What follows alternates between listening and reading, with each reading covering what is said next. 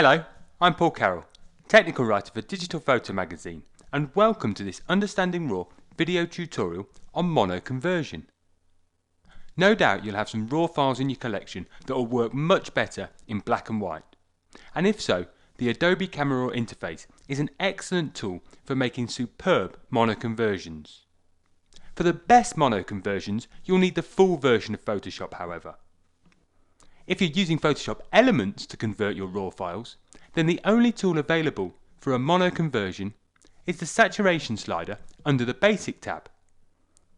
And if you set it to -100, you'll drain all of the colour from your shot, and you'll end up with an image which looks much like the one in the top right hand corner of the screen, which although in mono looks pretty flat and undesirable. At this stage, in a Photoshop Elements workflow, you'd need to take your converted RAW file into the main image editing area, and then you can boost the contrast using other adjustments like levels, and that'll improve the shot. In the full version of Photoshop, however, you can produce this much more pleasing result, all within the Camera Raw interface, using the HSL Grayscale palette.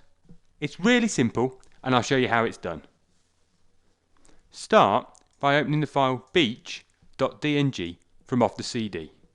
And before we convert to mono, you just need to make any basic exposure and brightness adjustments. As you can see that I've increased the exposure ever so slightly by 1/4 of a stop, and I've increased the black slightly just so that we've got a little bit more contrast in our colour image. Next, we're going to click on the HSL Grayscale tab, which is the 4th tab along. And to convert to mono, all we need to do is tick the Convert to Grayscale box at the top of the palette. And you can see by the result on the image preview that this initial automatic mono conversion looks very similar as using the saturation slider under the Basic tab and draining all the colour from the file.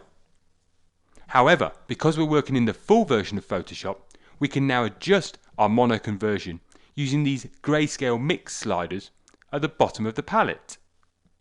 And what these sliders allow you to do is determine where within the tonal range each of the colours from the original RAW file are placed.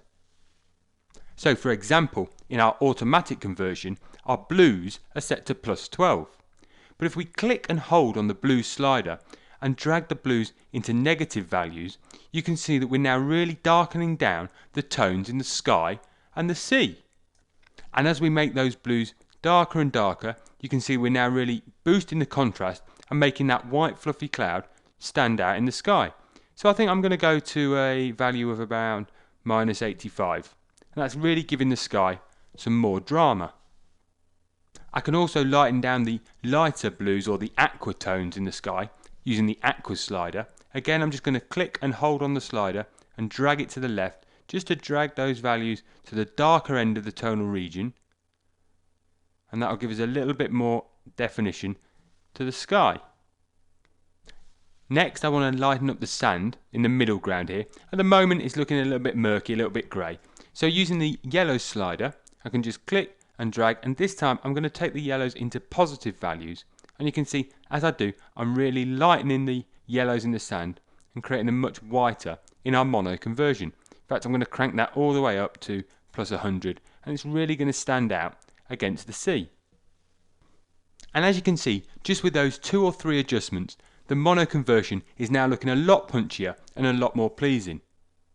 One final adjustment to make, and that's just I want to darken down some of the pebbles in the bottom right hand corner of the image, just to frame the image a little bit and lead the viewer into the shot. I'm going to do that using the oranges slider, and again I'm going to drag the oranges in more into the negative values to the darker end of the tonal register and just darken down some of those pebbles. So I'm going to go to a value of around -88. I think that's looking a lot better in the bottom right hand corner.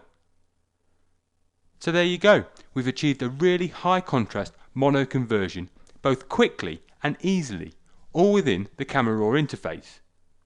I hope you've really enjoyed this video tutorial. Give it a go using a start image off the CD, and then get converting your own RAW files to mono in the future. Cheers!